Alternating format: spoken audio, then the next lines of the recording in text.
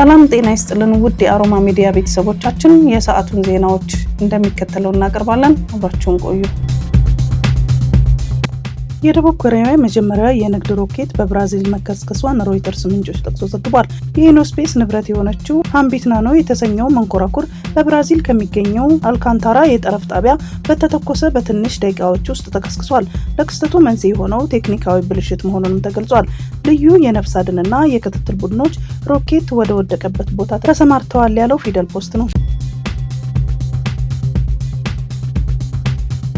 ተከሳሽ ሽፋን ሙሳ የግል ተበዳይና የራሱን ልጅ ቢላል ሽፋን በአንሌሞ ወረዳ በአጫሞ ከተማ ታዳጊ ማዘጋጃ ቤት ክልል ልዩ ስም መገናኛ ተብሎ በሚጠራ ቦታ ግንቦት 30 ቀን 2017 ዓ.ም ከምሽቱ በግምት 5 ሰዓት ላይ በቢላዋ በማስፈራራትና በሽርጥ አፏን በማፈን ያስገድዶ መድፈር ጥቃት ፈጽሟል። ተከሳሹ ፍርድ ቤት ቀርቦ ክሱን ሳይቃወም የወንጀል ድርጊቱን ክዶ በመከራከሩ አቃቢ ሕግ የሰውና የሰነድ ማስረጃ አቅርቦ እንዲያሰማ በታዘዘው መሰረት በቀን 3/4/2018 ዓ.ም በዋለው የወንጀል ችሎት ፍርድ ቤቱ ማስረጃ ሰምቶ ተከሳሹ እንዲከላከል ብይን ሰጥቷል። ፍርድ ቤቱ በ7/4/2018 ዓ.ም በዋለው የወንጀል ችሎት የተከሳሽን የመከላከያ ማስረጃ የሰማ ሲሆን ተከሳሹ ወንጀሉን ማስተባበል ባለመቻሉና በተጨማሪም ፍርድ ቤቱ ከሆሳዕና ንግስት ሊኒ መሐመድ መታሰቢያ ኮምፕሬሄንሲቭ ስፔሻላይዝድ ሆስፒታል ስለ ግል ተበዳይ አካላዊ ሁኔታ የተደረገው የምርመራ ውጤት በግል ተበዳይ መራቢያ አካል አካባቢ የቆየ አካላዊ ጉዳት መኖሩንና የግል ተበዳይዋ የ19 ሳምንት ነፍሰ ጡር መሆኗን ለመረዳት ተችሏል። ፍርድ ቤቱም የግራ ቀኙን የቅጣት አስተያየት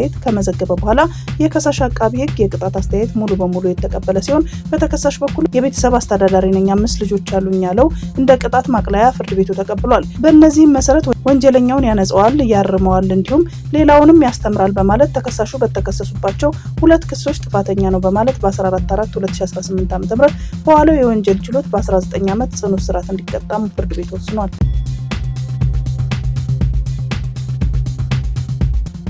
የጋምቤላ ከተማን ጨምሮ የጸጥታ ችግር በሚስተዋልባቸው የክልሉ አካባቢዎች ከዛሬ ጀምሮ የሚተገበር የሰዓት እላፊ ገደብ ተጣለ።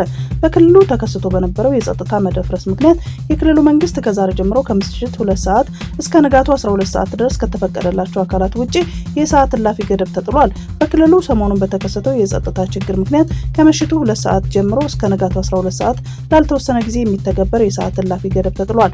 ከዛሬ ጀምሮ ከተመደቡ የጸጥታ ኃይል በስተቀር ከምሽቱ 2 ሰዓት ጀምሮ እስከ ንጋቱ 12 ሰዓት ድረስ ማንኛውም ተሽከርካሪም ሆነ ሰው መንቀሳቀስ የተከለከለ መሆኑን የክልሉ መንግስት አስታውቋል። ከተፈቀደላቸው የጸጥታ አካላት ውጪ የትኛውንም ቦታ ጦር መሳሪያ ይዞ መንቀሳቀስ እንደማይቻልም ተገልጿል። በክልሉ ሰላምና መረጋጋት እንዲሰፍር የተጣሉ ክልከላዎችን በማክበርና በማስከበር ሁሌም የህብረተሰብ ክፍል በኃላፊነት መንቀሳቀስ እንዳለበት በመግለጫው ላይ መካተቱን ጠቅሶ የጋምቤላ ክልል የመንግስት ኮሚኒኬሽን መረጃውን አጋርቷል። አሜሪካ በፈቃዳቸው ከሀገሯ ለመውጣት ለሚፈልጉ ሰነድ አልባ ስደተኞች $3000 ክፍያ አዘጋጅታለች።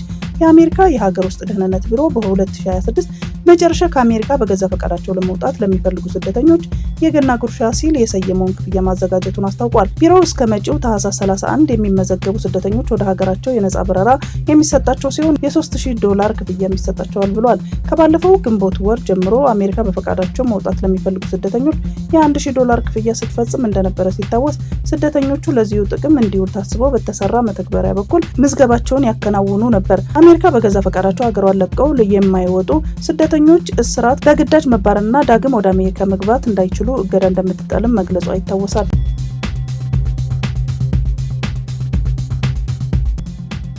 የኤርትራ መንግስት በቀይ ባህር አፋር ህዝቦች ላይ የዘር ማጥፋትና የመብት ጥሰት እየፈጸመ ነው ያሉት የቀይ ባህር አፋር ዴሞክራሲያዊ ድርጅት ሊቀመንበር ኢብራሂም ሃሩን ናቸው። ሊቀመንበሩ በሰጡት መግለጫ እንዳሉት የኤርትራ መንግስት በአፋር ህዝቦች ላይ ከህግ ፍርድ ውጭ ግድያ፣ የዘር ማጥፋት፣ ማሰርና ማሰቃየት፣ በግዳጅ ወታደራዊ ምልመላና በግዳጅ ማፈናቀል ፈጽሟል። በቀይ ባህር የአፋር ህዝቦች የሃይማኖት ነጻነት እንዲኖራቸውና በቋንቋቸው እንዳይማሩ ተከልክለው ጫና እየተደረገባቸው እንደሚገኝም አመላክተዋል። በተጨማሪም በቀይ ባህር ላይ አሳ እንዳያጠምዱ መደረግን ጨምሮ ምንም አይነት እንቅስቃሴ መታገዳቸውን ነው ያስረዱት። የአፋር ተወላጆችን ከአሰብ ከተማና ሌሎች አካባቢ የማፈናቀል፣ ከኢኮኖሚ እንቅስቃሴ የማግለል፣ ወጣቶችን የማሰቃየት፣ የማፈንና ለረጅም ዓመታት በድብቅ ቦታዎች በእስራት የማሰቃየት ድርጊት መፈጸሙን ጠቁመዋል። እንዲሁም የኤርትራ መንግስት የሃይማኖት አባቶችና የሀገር ሽማግሌዎችን በመግደል ሰብአዊ መብት ጥሰት በመፈጸም ላይ ይገኛል ነው ያሉት ሊቀመንበሩ። የኤርትራ መንግስት በቀይ ባህር አፋሮች ላይ እያደረሰ ያለውን የሰብአዊ መብት ግፍ በሚመለከተው ለአፍሪካ ሰብአዊ መብቶች ኮሚሽን ክስ መቅረቡን አብራርተዋል። ጥያቄው በኮሚሽኑ ተቀባይነት አግኝቶ የኤርትራ መንግስት በ60 ቀናት ውስጥ ምላሽ እንዲሰጥ መጠየቁ ተናግሯል። የኤርትራ መንግስት በአፋር ህዝቦች ላይ እያደረሰ ያለውን የሰብአዊ መብት ጥሰት ዓለም አቀፉ ማህበረሰብ እንዲያወግዝም ጥሪ አቅርበዋል። የአዲስ አበባ ፖሊስ ጠቅላይ መምሪያ ከህብረተሰቡ ባህል፣ ሞራልና እሴት ተቃራኒ የሆኑ መልእክቶችን በማህበራዊ ሚዲያ ሲያሰራጭ የነበረ ግለሰብ በቁጥጥር ስር መዋሉ አስታወቀ። ከህብረተሰቡ ባህል፣ ሞራልና እሴት ተቃራኒ የሆኑ መልእክቶችን በማህበራዊ ሚዲያ ሲያሰራጩ ከነበሩ ግለሰቦች አንዱ የሆነው ነዋሪነቱ በንፋስ ስልክ ላፍቶ ክፍለ ከተማ ወረዳ 6 የሚገኝ ናትናኤል ባደግ ገብሬ የተባለን ተጠርጣሪ በቁጥጥር ስር መዋሉ ገልጿል። ግለሰቡ የማህበራዊ ሚዲያ በመጠቀም በንግግር ልቅ ጾታዊ ግንኙነት የሚያበረታታና የሚያስፋፋ አጸያፊ መልእክቶችን ሲያሰራጭ በመቆየቱ በቁጥጥር ስር እንደዋለው አስረድቷል። ተጠርጣሪው በተለምዶዊ ንግግር ሊገልጹት የማይችሉት አጸያፊ ቃላትን በመጠቀም በትውልዱ ላይ አሉታዊ ተጽዕኖ ሲያሳድር እንደነበረና መሰል ይዞቶችን በተደጋጋሚ ጊዜ በመስራት በማህበራዊ ሚዲያ በመጠቀም ሲያሰራጭ እንደነበረ ፖሊስ አብራርቷል። ፖሊስ በቁጥጥር ስር በዋለው ናትናኤል ባደግ ወይም የማህበራዊ ሚዲያ አነቃቂ ወይም ይዘት ፈጣሪ ነኝ በሚለው ግለሰብ ላይ ምርመራ ጀምሯል። በአንዳንድ ኃላፊነት በማይሰማቸው ግለሰቦች በተለያዩ ማህበራዊ ሚዲያ ላይ ከህብረተሰቡ ሞራል፣ ባህልና እሴት ባፈነገጠ ሁኔታ አሉታዊ መረጃዎች እየተሰራጩ መሆኑን ያስታወቀው ፖሊስ በማህበረሰቡ በተለይም ታዳጊ በሆኑ ህጻናት ስነልቦናና ሞራል ላይ ከፍተኛ ጉዳት እያደረሱ መሆኑን ገልጿል። በቀጣይም ተመሳሳይ ድርጊት ውስጥ በሚገቡ ግለሰቦች ላይ ተገቢውን ህጋዊ እርምጃ እንደሚወስድ የአዲስ አበባ ፖሊስ ጠቅላይ መምሪያ አሳስቧል። ከዚህ ቀደም ፖሊስ በቲክቶክና በሌሎች ማህበራዊ ሚዲያ ከህብረተሰቡ ባህል፣ ሞራልና እሴት ተቃራኒ የሆኑ መልእክቶችን አሰራጭተዋል፣ በአለባበስም አሳይተዋል ያላቸው ወጣቶች በቁጥጥር ስር አውሎ ለቋቸዋል። የሰሜን ሸዋ ዞን ሰላሌን ተሳድቧል ያለችውን የሃይማኖት መምህር ሄኖክ ግርማን በቁጥጥር ስር ለማዋል እንቅስቃሴ መጀመሩን ገልጿል።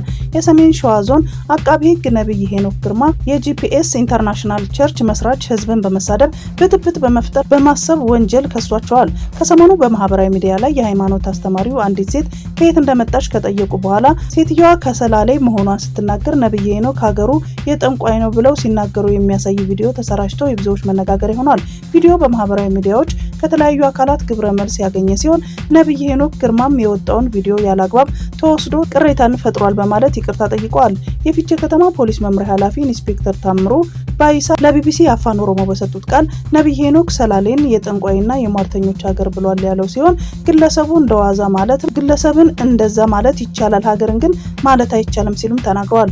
ኢንስፔክተሩ በቪዲዮ ላይ የታየችው ግለሰብ በቁጥጥር ስር መዋሏን ገልጸው ነብይ ሄኖክን በቁጥጥር ስር ለማዋል ከፍርድ ቤት የእስር ማዘዣ ወጥቷል ብለዋል።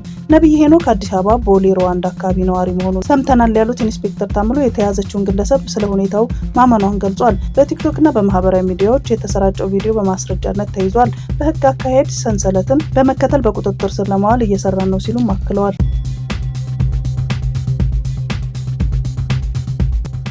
የአሜሪካ መንግስት የኒጀር ዜጎች ወደ አሜሪካ መግቢያ ቪዛ እንዲያገኙ የሚከለክል ውሳኔ ማሳለፉን ተከትሎ ሚያሚ የአጸፋ እርምጃ መውሰዷን የዲፕሎማሲያዊ ምንጮች ጠቅሶ ሚዲያ ዘግቧል። አሜሪካ ቀደም ብላ ኒጀር ቪዛ ከማያገኙ ሀገራት ዝርዝር ውስጥ እንደተካተተች ማስታወቋ ይታወሳል።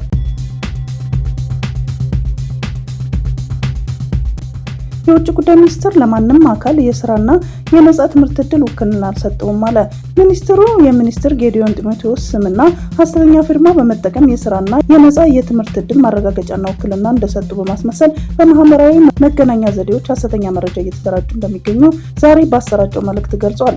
ሆኖም ሚኒስቴር መስሪያ ቤቱና ሚኒስትር ጌዲዮን የስራና የነጻ ትምህርት እድል በተመለከተ ለማንኛውም አካል ውክልና እንዳልሰጡ እንዲታወቅ ሚኒስትሩ አሳስቧል። ህብረተሰቡ ከእንዲህ አይነት ህገወጥ የማጭበርበርና የማታለል ወንጀሎች ራሱን እንዲጠብቅ ያሳሰበው ሚኒስትሩ የሚኒስትሩን ስም በመጠቀም የሚያጭበረብሩ ህገወጦች ከሚመለከታቸው አካላት ጋር በመተባበር በህግ ተጠያቂ እንዲሆኑ እየሰራሁ ነው ብሏል።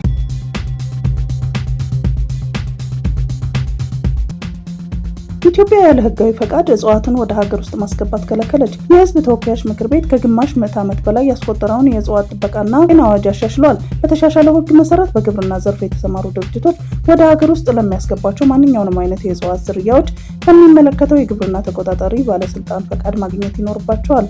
በሀገሪቱ ውጤታማ የእጽዋት ጥበቃና የኳራንቲን ስርዓት ባለመኖሩ በእጽዋት አማካኝነት ከውጭ የሚገቡ ወራሪ ተባዮችና በሽታዎች የግብርና ምርትን ከጊዜ ወደ ጊዜ ለከፍተኛ አደጋ እያጋለጡ መምጣታቸው ተገልጿል። ቡናን ጨምሮ በርካታ ለውጭ ገበያ የሚቀርቡ ምርቶች በዚህ ችግር በመጎዳታቸው በግብርና ገቢ ላይ ጫና መፍጠሩን ፓርላማው አመላክቷል ሲል የግል መገናኛ ብዙሃን ዘግቧል።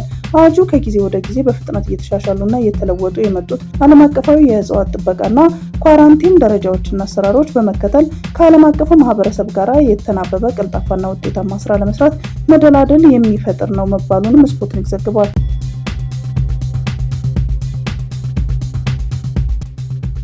አግማስ ኢትዮጵያ ይህንን በጎ ተግባር ወገኖችን በዘላቂነት ወደ ስራ የማስገባት እንቅስቃሴን ለመደገፍ ያለመ የቀጥታ ስርጭት የድጋፍ ማሰባሰቢያ ፕሮግራም ላለፉት 6 ቀናት እያደረገ ሲሆን በዚህም በፕሮግራሙ ላይ አንዳንድ ከድርጅታችን መርህ ጋር አብረው የማይሄዱ አካሄዶችን አይተናል።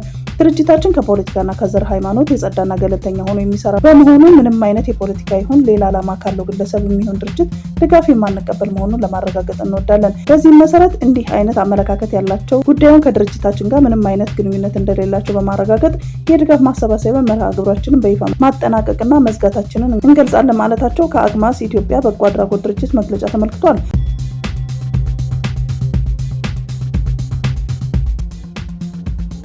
ኤርትራ ወደቦቿን ለግብጽ ሰጠች። ግብጽ የአሰብና ዶራሌ ወደቦችን ለማልማት ስምምነት መፈረሟ ተነገረ። ግብጽ በኤርትራና በጅቡቲ የሚገኙ ስትራቴጂካዊ የወደብ ማልማት ስራዎችን ለመስራት መስማማቷን የካይሮ ምንጮች ጠቅሶ አቡዳቢ የሚገኘው ዘናሽናል ጋዜጣ ዘግቧል።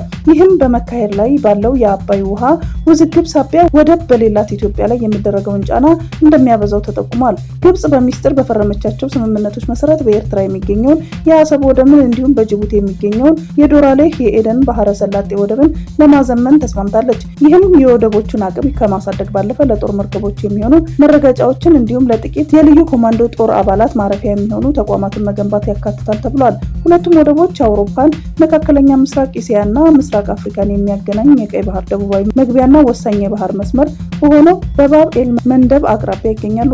ሁለቱም ሀገራት ኤርትራና ጅቡቲ በምትዋሰነው ኢትዮጵያ ለሸቀጦች ልውውጥ በከፍተኛ ሁኔታ የዶራሌ ወደብ ላይ ጥገኛ ናት። በመሆኑም በዋና የባህር መውጫዋና በቀይ ባህር ላይ ጎረቤት ሀገራት ግዛታዊ ወይም ወታደራዊ ይዞታ ለመመስረት የሚያደርጉትን ጥረት ለረጅም ጊዜ ስትቃወም ቆይታለች። የኢትዮጵያ ውጭ ጉዳይ ሚኒስትር ዶክተር ጌዲዮን ጢሞቴዎስ በያዝነው ዓመት ህዳር ወር አጋማሽ በሰጡት አስተያየት አስተማማኝ የአሰብ ወደብ አገልግሎት ተጠቃሚነት የኢትዮጵያ ቀዳሚ ብሔራዊና ስትራቴጂያዊ ፍላጎት መሆኑን በድጋሚ አረጋግጠዋል። ሚኒስትሩ ይህንን ንግግር ያደረጉት ህዳር 4 ቀን 2018 ዓ.ም ሆርን ሪቪው እና አዲስ አበባ ዩኒቨርሲቲ በጋራ ባዘጋጁት የውጭ ፖሊሲ መድረክ ላይ ነበር። በዚህ መድረክ ላይ ሚኒስትሩ የኢትዮ ኤርትራ ውጥረት ታሪካዊና ወቅታዊ ዳራዎችን በተመለከተ ዝርዝር ትንታኔ የሰጡ ሲሆን ኢትዮጵያ እነዚህን ችግሮች ለመፍታት የምትከተለውን አቅጣጫም ገልጸዋል። ንግግራቸውን ጥያቄና መልስ በተካሄደበት የውይይት መድረክ የታጀበ ነው። ሚኒስትሩ የአሰብ ወደብን አስመልክቶ ለቀረበላቸው ጥያቄ በሰጡት ማብራሪያ አሰብ ወደብ ለኢትዮጵያ ቀዳሚ ትኩረት ሆኖ እንደሚቀጥል አጽንኦት ሰጥተዋል። ይህም የሆነው ታሪካዊና ህጋዊ ስህተቶችን ለማረም ብቻ ሳይሆን የኢትዮጵያ መንግስት ኤርትራ መገንጠሏ በፊትም ሆነ በኋላ በወደቡ ላይ ከፍተኛ ኢንቨስትመንት ስላፈሰሰበት ጭምር መሆኑንም አጽንኦት ሰጥተውበታል። የፌዴራል መንግስት በረሃብ የተጠቁ ሰዎች የሚደረጉ የድጋፍ ማሰባሰቢያ ዘመቻዎች ህገወጥ ናቸው ሲሉ ፈረጀ። ህወሓትን ሰብአዊ እርዳታ በመስረቅ ውንጀላ የፌዴራሉ መንግስት በማህበራዊ ሚዲያ አማራጮች በቡድንም ሆነ በተናጠል የሚደረጉ የድጋፍ ማሰባሰቢያ ዘመቻ የአሰራር ስርዓትን የጣሱ ህገወጥ አካሄዶች ናቸው ሲል በይነዋል። የኢትዮጵያ አደጋ ስጋት አመራር ኮሚሽነር ዶክተር ሽፈራው ተክለማርያም ትህነግ እያሉ የጠሩት ህወሓት ህዝብን በረሃብ በመቅጣት ለፖለቲካ መሳሪያነት የመጠቀም ተግባሩን ዳግም በትግራይ ህዝብ ላይ እያሳየ ነው ሲሉ በብርቱ ወንጅለዋል። የትህነግ ቡድን እያሉ የጠሩት ህወሓት የፌዴራል መንግስት በትግራይ ክልል በመጠለያ ማዕከላትና በልማታዊ ሴፍትኔት መርሃ ግብር የሚያቀርበውን ሰብአዊ ድጋፍ ለተፈለገው ዓላማ እንዳይውል እያደረገ እንደሚገኝም የጠቀሱት ኮሚሽነሩ የሰሞኑን የህጻጽ መጠለያ ጣቢያ ማስረጃ መሆኑን ለኢዜአ ገልጸዋል። ህወሓት ይህንን ያደረገበት ያሉትን ምክንያት አስረድተዋል። እሱም በትግራይ ክልል መጠለያ ጣቢያዎች ለሚገኙ ወገኖች የሚቀርብን ሰብአዊ ድጋፍ በመንጠቅ ድራማዊ ፕሮፓጋንዳ ማስተጋባት መሆኑን አመላክተዋል። ዓለም አቀፉ ማህበረሰብ የፌዴራል መንግስት በግልጽ መረጃና ማስረጃ የሚልከው ሰብአዊ ድጋፍ የት እንደገባ መጠየቅ አለበት ያሉ ሽፈራው በቡድኑ የሐሰት ፕሮፓጋንዳ መደናገር እንደሌለበትም አሳስበዋል። የፌዴራል መንግስት አስተማማኝ ድጋፍ እያደረገ ነው ሲሉም የሚከራከሩት ኮሚሽነሩ ሙግታቸውንም በአሃዝ አስደግፈዋል። በዚህም በትግራይ ክልል ከባለፈው ጥር 2017 ዓ.ም ጀምሮ እስከ ታህሳስ ወር 2015 ዓ.ም ድረስ 2 ሚሊዮን ኩንታል በገንዘብ አሰባስበዋል። 32 ሚሊዮን ብር የሚገመት ሰብአዊ ድጋፍ መሰራጨቱንም አስታውቀዋል። ይሁንና ህወሓት በትግራይ ክልል ሰብአዊ ድጋፉን ተደራሽ እንዳይሆን በማስተጓጎል ድጋፉን ከችግረኛ ዜጎች በመንጠቅ ደግሞ የህዝብ ጠላትነቱን እያረጋገጠ እንደሚገኝም ጠቅሰው ኮንነዋል። ህወሓት በብርቱ የወነጀሉት የኢትዮጵያ የኢትዮጵያ አደጋ ስጋት አመራር ኮሚሽን ሽፈራው በተናጠልም ሆነ በቡድን የሚደረጉ የድጋፍ ማሰባሰብ ዘመቻዎች የአሰራር ስርዓትን የጣሱ ህገወጥ አካሄዶች ናቸው ሲሉም ተናግረዋል። የተለያዩ የማህበራዊ ሚዲያ አማራጮችን በመጠቀም ሰብአዊ ድጋፍ በማሰባሰብ ላልተገባ ዓላማ እየዋሉ የሚገኙ አካላት ከድርጊታቸው ሊታቀቡ እንደሚገባ አሳስበዋል። የቀድሞ የኢትዮጵያ መከላከያ ሰራዊት ጠቅላይ ኢታማዦር ሹም ጄኔራል ሳሞራ ዩኑስ በሀገሪቱ በተለይም በትግራይ ክልል ውስጥ የሚታዩ ፖለቲካ ልዩነቶች በጠረጴዛ ዙሪያ በድርድር እንጂ በሴራ ሊፈቱ እንደማይችሉ በማሳሰብ ጠንካራ መልእክት አስተላለፉ። ጄኔራሉ ይህንን ያሳሰቡት በአዲስ አበባ በተካሄደው አንድ የውይይት መድረክ ላይ ሲሆን ንግግራቸው በዋናነት በክልሉ የውስጥ ፖለቲካና ከጎረቤት ሀገራት ጋር ሊኖር ስለሚገባው ግንኙነት ያተኮረ ነበር። ጄኔራል ሳሞራ አሁን ባለው ሁኔታ የፖለቲካ ልዩነቶችን ለመፍታት የሚደረጉ ጤናማ ያልሆኑ አካሄዶችን ተችተዋል። ማንኛውንም ችግር ወይም ልዩነት በሰላማዊ መንገድና በድርድር ሊፈታ ይገባል ያሉት ጄኔራሉ በሴራ ለውጥ አይመጣም ሲሉ አሁንም እየተስተዋለ ያለውን የፖለቲካ ሴራ ኮንነዋል። በተለይም በትግራይ ክልል ውስጥ የሚነሱ የፖለቲካ ልዩነቶች በሰላማዊ መንገድ ብቻ ይፈታሉ የሚል አስተሳሰብ መዳበር እንዳለበትም አጽንኦት ሰጥተዋል። ጄኔራል ሳሞራ በንግግራቸው ትኩረት ከሰጡባቸው ጉዳዮች አንዱ ከውጭ ኃይሎች ጋር ስለሚደረግ ግንኙነት ነው። ከሻዕቢያ ጋር ያለውን ህገወጥ ግንኙነት የጦር ስጋትን ይፈጥራል እንጂ የትግራይ ህዝብን በምንም መልኩ አይጠቅምም ሲሉም አስጠንቅቀዋል። ይህ የጄኔራሉ ንግግር አንዳንድ የፖለቲካ ኃይሎቹ የውስጥ ልዩነታቸውን ለማሸነፍ የውጭ ድጋፍን እንደ አማራጭ ሊመለከቱ ይችላሉ የሚል ስጋት ባላየበት ወቅት የተሰጠ እንደሆነ የፖለቲካ ታዛቢዎች ይገምታሉ። ጄኔራል ይህ አይነቱን አካሄድ ክልሉ ወደ ሌላ ዙር ግጭት ሊወስድ እንደሚችል ስጋታቸውን ገልጸዋል። ለረጅም ዓመታት የሀገሪቱ መከላከያ ሰራዊት የመሩት ጄኔራል ሳሞራ የፖለቲካ አመራሮች ቅድሚያ ሊሰጡት ስለሚገባ ጉዳይ ምክር ለግሰዋል። ማንኛውንም አመራር ለህዝብ ዘላቂ ጥቅም መንቀሳቀስ አለበት ያሉት ጄኔራሉ ዘላቂ ጥቅም ማለት ሰላም፣ ልማት እንዲሁም ማህበራዊና ኢኮኖሚያዊ እድገት መሆኑን አስረድተዋል። ልዩነቶችን በሰላምና በድርድር መፍታት የአመራር ብቃት መለኪያ መሆኑን የጠቆሙት ጄኔራል ሳሞራ ከዚህ ውጪ ያለው የሴራ መንገድ የህዝብን ጥቅም የሚጎዳ መሆኑን አስገንዝበዋል።